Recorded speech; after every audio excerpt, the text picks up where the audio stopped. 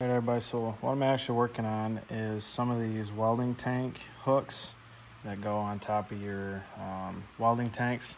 You can hang your helmet and stuff, that way you're not, for you guys that got smaller carts that don't have the extra room, so it's not just dragging on the floor, you're dropping it. So let me show you what it looks like on the actual tank. Well, this is what this would actually look like. It's a little loose. I'm debating on, if we tack weld these or whatever.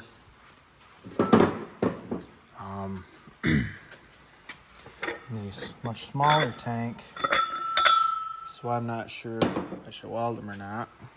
Give me a second, I'll pull this apart.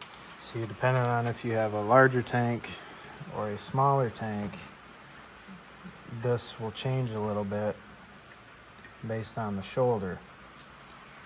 So that's what I'm not sure of. I haven't decided if I want to weld this or not. I'm not sure if actually the shoulder will change. See, here's the sitting on the big tank. See how these are sitting? Not sure if I weld them, if this would actually stay the same and not touch the tank once I weld them. But this is what I've been playing around with.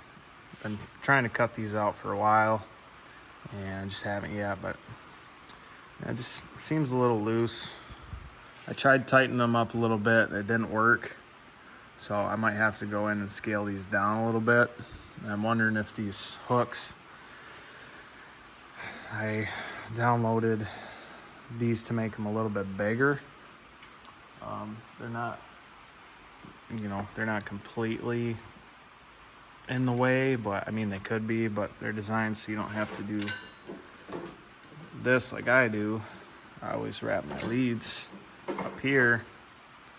Actually, I could be wrapping them down here now, so you're not supposed to put anything on the valve, obviously, because it could bust off. But you don't want to take these leads and make them tight either, because what will happen is you pinch the liner inside, and then it doesn't want to move through it freely. But yeah, that's what we're working on.